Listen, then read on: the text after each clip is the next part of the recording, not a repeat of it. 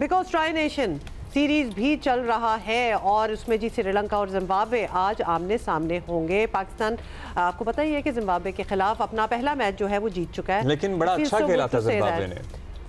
हाँ ठीक है, जीते हम थे। हाँ ठीक है, लेकिन उन्होंने अच्छा खेला था। अच्छा खेला था, जीते हम थे। I mean we need to concentrate on the fact that we one.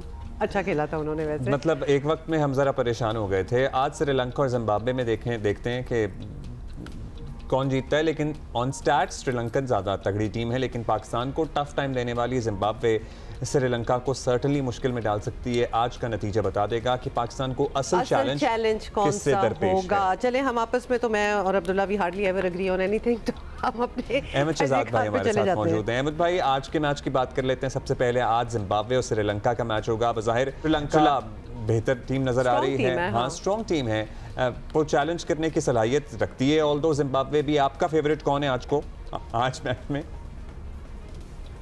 देखिए, जो श्रीलंका की हमने साइड देखी है ना ओडीआई के अंदर, और जिस तरह की वो क्रिकेट खेली है, बड़ा डिसअपॉइंट किया है। श्रीलंका के पास अगर आप पीछे देखेंगे एक हिस्ट्री रही है जबरदस्त प्लेयर्स की, जिसमें आप अर्जुना राणा टुंगा, सनत जयसूर्या, कालू विद्राना, अरविंदा डिसिल्वा, रिनो चमिंदा वास, ये सारे प्लेयर्स मौजूद। फिर लेटर ऑन संगकारा आए, जयवर्धना आए, और लासित मलिंगा आए, दिलारा फर्नांडो आए, ये सारे प्लेयर्स मौजूद थे।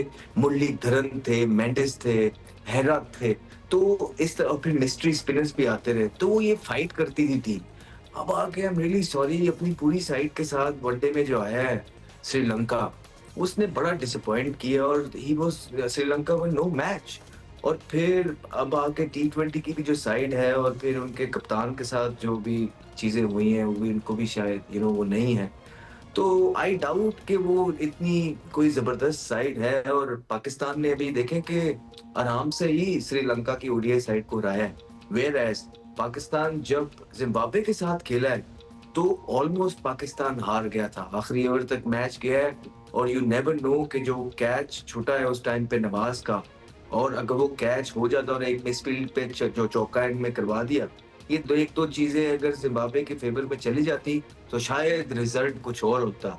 लुकिंग एट दैट मैच और फिर श्रीलंका की ओडीआई की परफॉर्मेंस, मुझे नहीं लगता कि आप इतना फेवरेट करार दे सकते हैं श्रीलंका को। मोरलेस एक जैसी ही टीमें हैं, निचली साइड्स हैं, दोनों की टीम में बहुत खामियां हैं। तो लेट्स सी कि किस तरह का मैच होता है। एक अच्छा मैच जरूर देखने को मिलेगा। When you were talking about the great Kalu वितराना भी एक याद है, 96 में उन्होंने वर्ल्ड कप था और उन्होंने क्या नया जिद्दत ही दे दी थी पूरे ओडीआई क्रिकेट को, और जसूरिया के साथ मिलके इंतहाई एग्रेसिव उनका प्लेइंग स्टाइल था। अच्छा अहमद, ये भी बताएं कि इस टूर्नामेंट की तीसरी टीम जो हमें हॉट फेवरेट पाकिस्तान ने एक जीत से अपना खाता खोल लिया है, लेकिन ये जीत इतनी आसानी से मिली नहीं थी, जिस तरह के अब्दुल्ला बार बार हमें याद दिला रहे हैं। तो हमारा एक इशू जो अब बहुत वाजे हो चुका है वो है पावर प्ले का। ना बैटिंग में हम इसका फ़ायदा उठा रहे हैं, ना बॉलिंग में कुछ कंट्रोल हो पा रहा है। तो ये मसला क्यों है, कैसे ठीक होगा? What are your suggestions? देखिए, आप दुनिया भर में देखेंगे दुनिया आगे को जाती है। अनफॉर्चुनेटली पाकिस्तान क्रिकेट टीम है जो बार बार पीछे की तरफ रही है।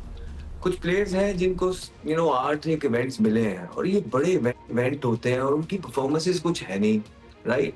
और मोरलेस फिर जब आप 8 इवेंट हारते हैं, मैं किसी एक पर्टिकुलर प्लेयर की बात नहीं कर रहा, मैं ओवरऑल 5-6 प्लेयर्स की बात कर रहा हूँ, तो वो मुल्क जो है, वो मुल्क की क्रिकेट को फिर यंगस्टर्स की तरफ जाती है। हमने भी देखा रिसेंट पास के अंदर, जब आप पाकिस्तान इवेंट हारा तो यंगस्टर्स को मुश्किल पिचेस पे खिलाया गया, और जैसे ही आसान सिचुएशन आई, यंगस्टर वो जीते सारी tri nation, Bangladesh, Asia cup final तक पहुंचे।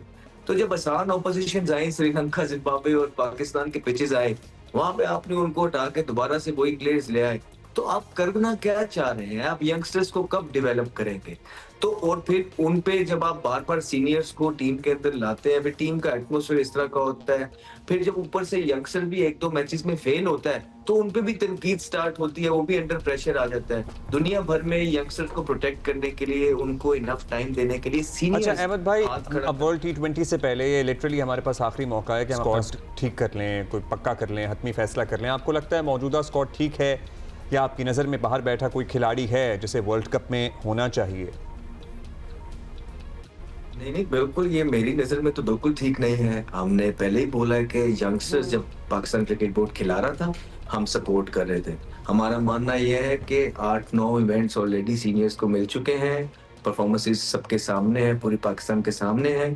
पाकिस्तान ने एकदम दोबारा से फैसला ये किया है कि शायद उनको लगता है कि पाकिस्तान क्रिकेट बोर्ड ने इस तरह के यंगस्टर डेवलप नहीं किए, जो सीनियर्स की जगह ले लेंगे। अच्छा, एक बड़ी मज़े की बात है, वो ये है कि हमारे सीनियर्स टीम में इसलिए नहीं है कि वो बड़े अच्छे प्लेयर हैं।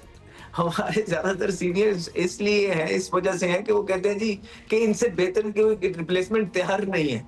इनकी तो परफॉर्मेंस है ही नहीं, ये तो निकालने के काबिल है, लेकिन हमारे पास पीछे भी कुछ नहीं है। तो जिस वजह से ये आ जाते हैं, तो इसी तरह की जब चीज़ें होती हैं, जब आपने काम नहीं किया होता, जो काम करने वाले होते हैं पाकिस्तान क्रिकेट बोर्ड के, डेवलपमेंट में काम नहीं होता, यंगस्टर्स प्रिपेयर नहीं होते, तो जिसकी वजह से आपको सीनियर्स को खिलाना पड़ता है। और फिर यही तो सीरीज होती है जिसमें आप यंगस्टर्स प्रिपेयर करते हैं, जिस तरह श्रीलंका की आई, जिम्बाब्वे की आई, इसमें पाकिस्तान फिर अपने सीनियर्स के साथ जा रहा है। यही तो वजह है कि पाकिस्तान के पास यंगस्टर्स मौजूद नहीं है, और अभी भी पाकिस्तान क्रिकेट बोर्ड अपनी गलतियों से सीखने में नाकाम है। चले Thank point you. Taken Ahmed. वैसे हमारी जो अभी शाहीन जीते हैं, इंडिया को जो हराया है, वो भी ज़बरदस्त कोई टैलेंट था, और बल्कि हमने शोकेस भी किया। So we do have a lot of skill and a lot of talent out there that should be utilized better.